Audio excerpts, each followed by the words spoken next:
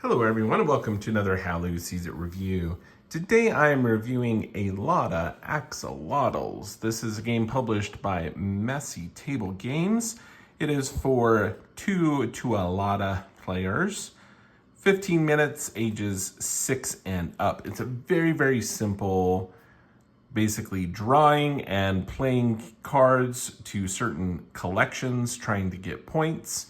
We'll go ahead and show you what comes in the box and talk about some of my thoughts on this. Number one, very fun title. Love the artwork as far as the axolotls themselves on the cover and on the cards. The 2 to a Lotta, while fun and another element of that, it may have people wonder, okay, what is a Lotta? Or what does this actually in real life, what does this play well with? I think it does keep it open to, with kids playing. You could play with a large group of kids and how it would work just fine. We'll show you the gameplay and how it plays. And so I think that is reasonable to say, but, as far as like what normal group would you play this game with? It's geared more towards kids, in my opinion, on this, for sure.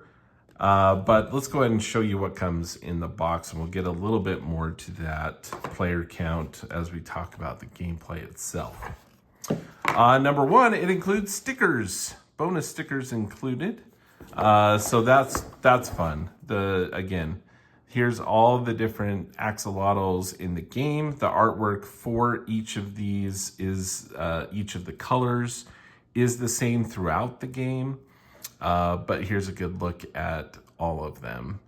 I think they're all really fun. I think the yellow one is definitely my favorite. He's just head on, and he's on this little log. So that's definitely my favorite one. But so you get some stickers, which is fun. Get in here with the actual rules of the game. Pretty straightforward setup here. You have different collection piles that you're trying to collect for points. And the points are basically just equal to the number of axolotls that are found on that card, those different collection cards. And you're basically going to be drawing cards and then playing cards to these different piles. And whenever you are the last person to play the needed axolotl card to complete that collection, you're going to collect it for points. The rules do a great job. So I think the layout of the rules and everything is nice. They include some fun axolotl facts in there, which is great.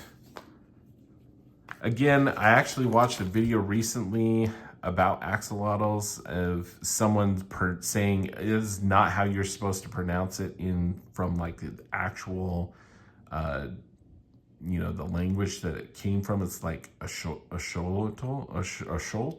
I can't even remember how to say it. Axolotl, something like that, instead of axolotl. But anywho, so we got a bunch of cards in here. Everything fits in the box nicely, so that's good. There are a bunch of the collection cards. There are 25 of them. You are going to play with up to 16 of them if you're playing with 4 or more players. The setup of the game is really easy. You're going to shuffle these collection piles up, and you're going to have 4 piles whenever you play.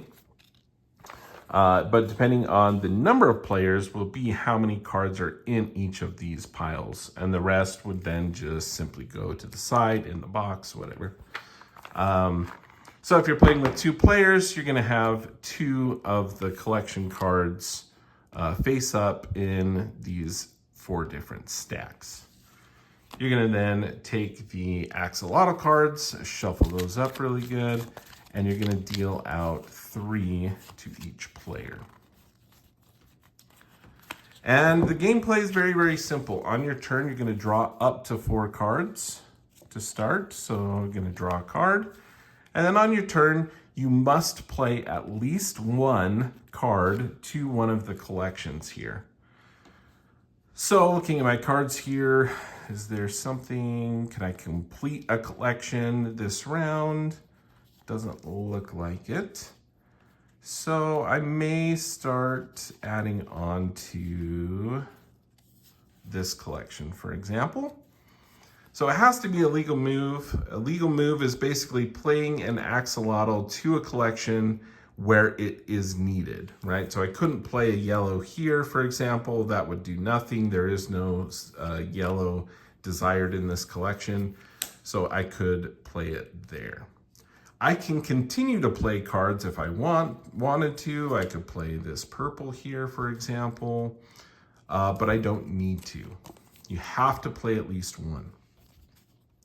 Now, there is some strategy and some decision making here, right? So when I'm trying to be the last person to play a card to complete one of the piles, so it's not always advantageous just simply to, you know, play as many as I can, right? I could play this one here because it needs a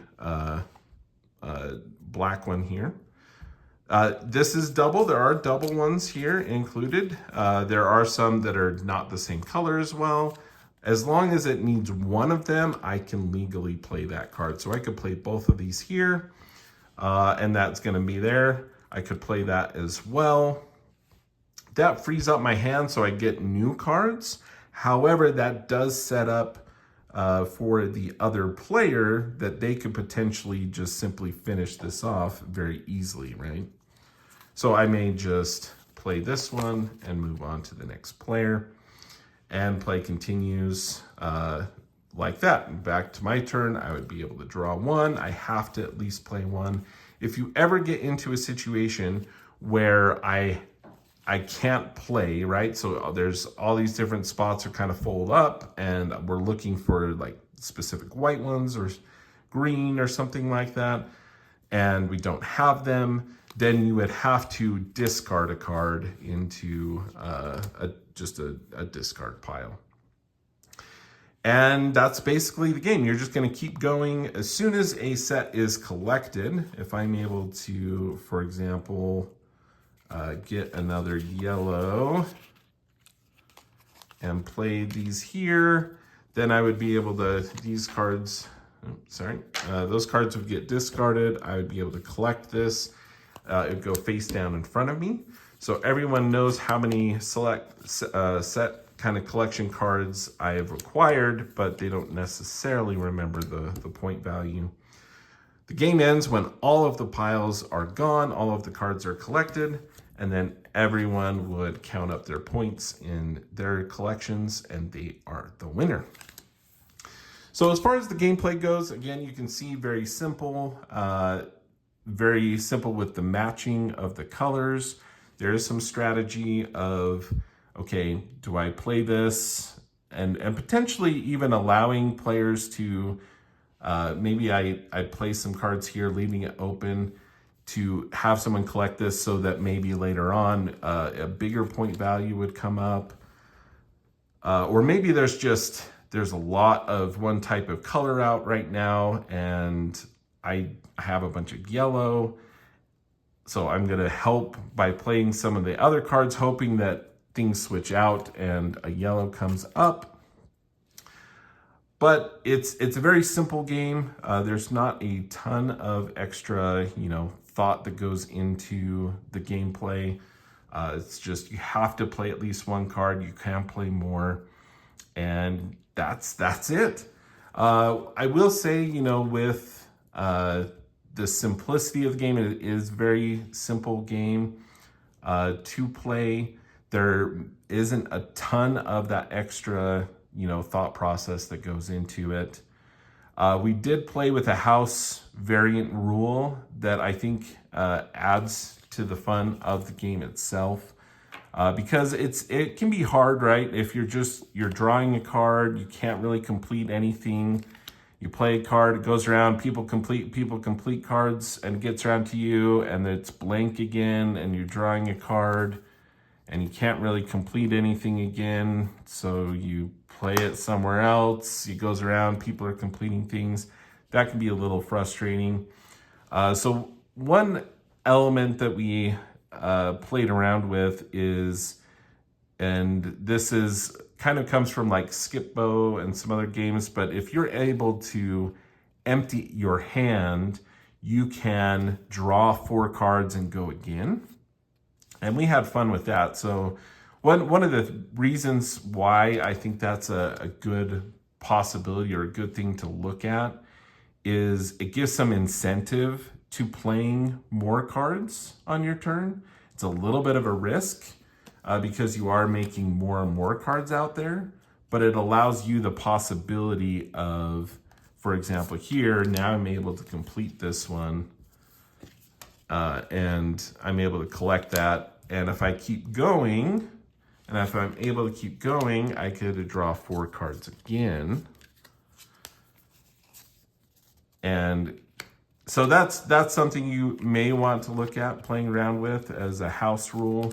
I think it was kind of fun, but you still get into that same thing of, okay, I could just play that or hold on at this point.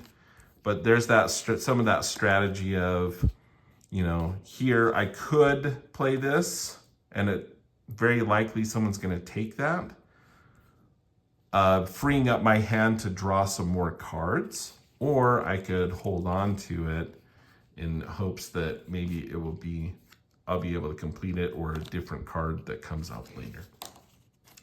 So with that, that is a Lotta Axolotls from Messy Table Games. I'd like to thank them for providing a copy for purposes of this honest review. And yeah, I think the other element to this that I would have liked to see, I think the card backs are a little plain with just kind of this border and the little circle element. It would have been cool to have like just a really cool underwater like reef or scene or something like that on the back of the cards. They're just a little simplistic on the back, but the artwork, as you can see, for the actual axolotl cards themselves are really, really great. I really like the different ones. There's the yellow one, my favorite one, for those. So I like the actual cards here, and the collection I think works well. I just think the backs could have been something a little bit cooler than just the what it is. But anyway, that is Axolotls. If you're looking for, you know, if you have a big fan of Axolotls, or I think this can be a great game for kids with that simple, you know, matching. And like I said, I think we've enjoyed it with that house rule of once you've played all of the cards, you get to draw 4 more and keep going if you want. Is kind of fun. So, but yeah, that is a lot of Axolotls. Thanks for checking out this review. If that looks like something that you're interested in, I know it's available on Amazon. And yeah, thanks for watching. That is how Lou sees it.